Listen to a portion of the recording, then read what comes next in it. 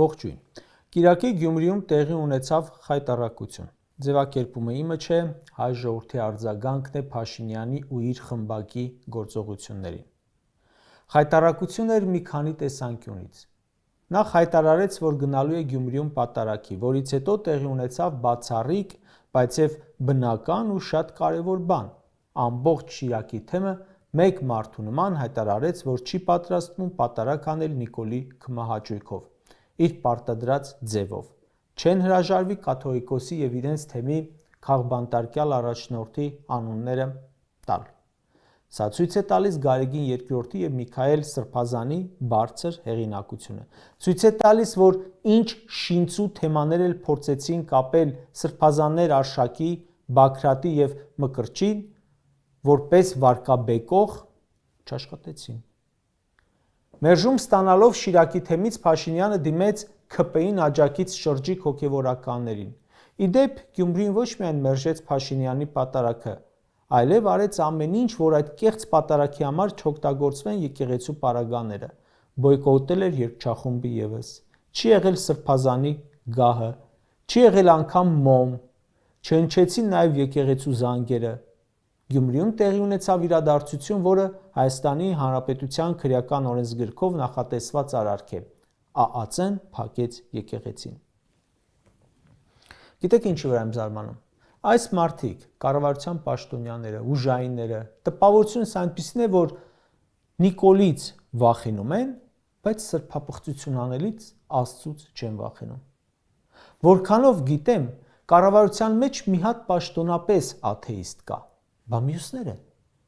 Նրանք երբևէ Աստծո անունը տալիս են, հանցանք գործելուց առաջ գոնե ներողություն խնդրում են Աստծուց, մեղքերի թողություն, հաշտեն իրենց խղճի հետ։ Կառավարության անդամները հլը հեչ, ընդամենը մոտեցնում են իրենց պատժվելու պահը, իսկ հոգևորականները,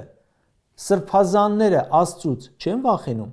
Նրանք են չէ քարոզում չմեղանչել, ապաշխարել, հանդերձյալ աշխարհ, դժոխքի կրակներ, հոգևորականներն են չէ ասում, այս կյանքը, որում ապրում ենք, ընդամենը մի չնչին անցողիկ բան է, քանի որ մահից հետո սպասվում է հավերժական կյանք ու դժոխքի պարագայում հավերժական դատաստան։ Հիմա իրենք իշխանավորի ցուցումով եկեղեցուն դեմ գնալով չի նշանակում, որ կամ թքած ունեն, կամ էլ չեն հավատում, որ կա Աստված ու կա Աստծո դատաստան։ Շիրակի թեմի քահանաները շատ ավելի աստվածավախ են, քան այդ 10 եպիսկոպոսները։ Ինչևէ, մենք իրենց դատողը չենք, իրենց ձեռամբ են վարկաբեկվում, առնվազն հասարակության աչքերում։ Մենք ֆիլմեր ենք տեսել, որտեղ թշնամական արշավանք է լինում պետության եկեղեցու վրա։ Նման տեսարան կա նաև Սայաթ-Նովա կինոնկարում։ Երեք Գյումրու 7 վերք եկեղեցու վրա այն նման հարձակում տեղի ունեցավ։ Ուղղակի այն ժամանակ ձիերով էին, հիմա բենթլիներով ու ամենագնացներով։ Այն ժամանակ սրերով էին, հիմա ԱԱԾ-ն ու ոստիկանությունը։ Ադրբեջանը գրադով խփում էր Գանձասարին ու չէր պայթում։ Նիկոլեն ցարվածներից էլ եկեղեցին ամուր կմնա, վստահ եմ։ Նիկոլ Փաշինյանի մյուս ձախողումը, այսպես ասած, հավատացյալների հավաքագրման մեջ էր։ Նախորդ կեղծ պատարակներում ձախողումներ գրանցելով այս անգամ մտադրվել էին մարդ հավաքել։ Բացի այն շրջիկ թափառախմբից, նախարարներ, ազգային ժողովի падգամավորներ, երկրի նախագահ, համայնքապետեր, աջակիցներ, ասում են, հրահանգել էին դպրոցների, մանկապարտեզների, երաժշտական ուսումնական հաստատությունների աշխատողներ տանել։ Բայց արված լուսանկարներում երևում է, որ կատարյալ ձախողել են։ Ավտոմեքենաները մարդկանցից շատ էին։ Կիրակի վաղ առավոտից ոստիկանությունը իրարանցման մեջ էր։ Երևան Սպիտակ, Վանաձոր, Գյումրի մայրուղիները պայթում էին ոստիկանության առատությունից։ Նիկոլի Շարասյանը հանդիպած մարդիկ գիտեն, թե ինչքան ծանր բեռ է նույն ճանապարհով նրա հետ միասին անցնելը։ Ոստիկաններն իրենց պահում են բառից իսկական իմաստով սարերից փախած վայրենիների պես։ Ձևակերպումը այսպես եմ տալիս, որովհետև մի քանի անգամ հանդիպել եմ։ Մի հարց է առաջ գալիս. ախր ինչի համար, ում համար, դուք տուն, տեղ, ընտանիք, շրջապատ չունեք, չեմ հասկանում, գործից տուն գնալուց ձեզ արդյոք լավ եք զգում, իսկ ձեր ընկերները հպարտ են ձեզպես ընկեր ունենալով։ Գյումրիում նա ձախողվեց, ոչ առաջինն էր, ոչ վերջինը։ Հերթական խայտառակումներ։ Ու վստահ եմ, ամեն անգամ տապալումը չի, որ նրան կկանգնեցնի։ Նա կշարունակի համառորեն առաջ գնալ, քանի որ ունի իրեն հրահանգ տվող ու հնազանդ ուժայիններ, որոնք գուցե ակամա մասնակից են այն հրահանգների կատարմանը, որը չնայած իրենց չի տրվել։ Այստեղ կարևոր է նաև օրվա ընտրությունը։ Նիկոլ Փաշինյանը որոշեց Գյումրում թշնամանք հրահրել, եկեղեցին նվաճել ավերիչ երկրաշարժի 37-րդ տարելիցի օրը։ Այդ օրը Գյումրիում այդ քանակությամբ հայ ուժային մեկ էլ աղետի օրներ ուղևորվում, որ փլատակներից մարդկանց հանի։ Սրանք գնացին հոգևոր փլատակներ ստեղծելու համար։ Բարոյական փլատակի վերածվեց, բարոյական երկրաշարժեր, ու տակը մնացողները չեն վերականգնվի։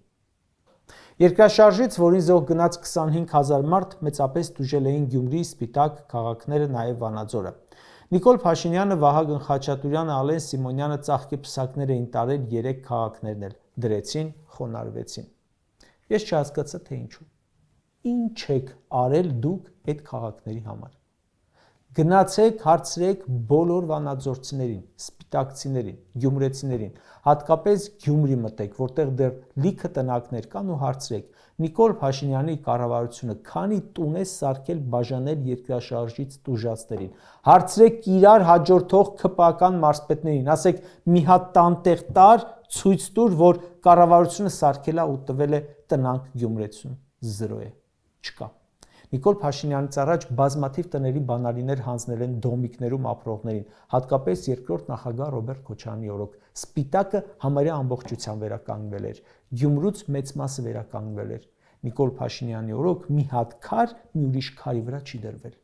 Չէ, ասում է, պետությունը պարտավորություն չունի, կարող է նրանք տունը ծախել են, երևի նկատի ունի Քոչարյանի տված տները,